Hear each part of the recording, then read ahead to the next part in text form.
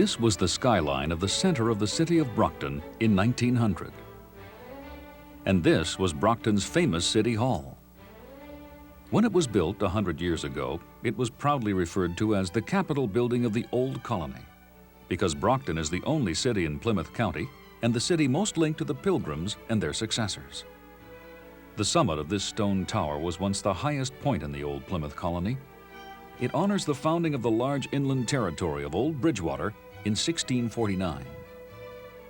The Brockton City Seal aptly features the Old Bridgewater transaction, which established the first precinct westward of those strung along the New England coast.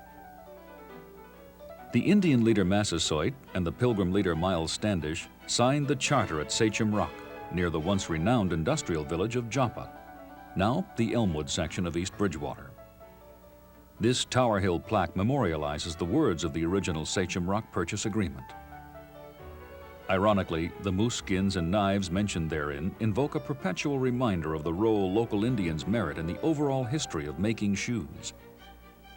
For by the turn of the last century, this area was at the heart of the nation's great boot and shoe industry. It was considered the shoe center of the world. To find out much more about the fascinating shoemaking history of the South Shore and Brockton district, let's visit the only authentic boot and shoe museum in the United States. Webster's dictionary says a shoe is a covering of the foot which is worn for the purpose of support or protection and/or for some fashionable reason.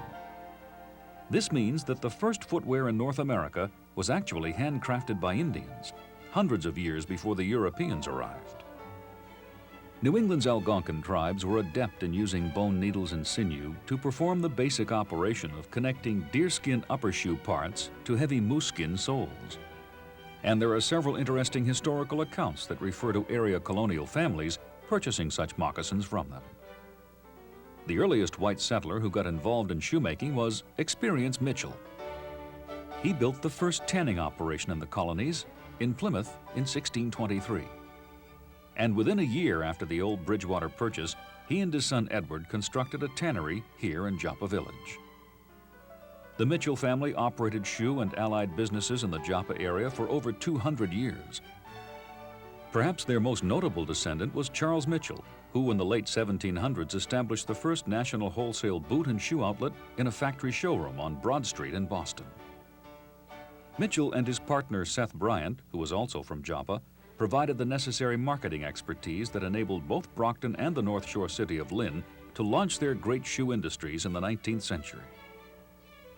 During the early 1600s, skilled boot and shoemakers were very scarce in New England. For example, South Shore records reveal a bizarre tale of how in 1624, a Weymouth cordwainer, or cobbler, was about to be executed for a serious crime. And when the authorities suddenly realized he was the only such craftsman for miles around, they hanged someone else. For the first 50 years after the Pilgrims arrived at Plymouth, most settlers made crude unisex forms of shoes in the kitchens of their homes, similar to these.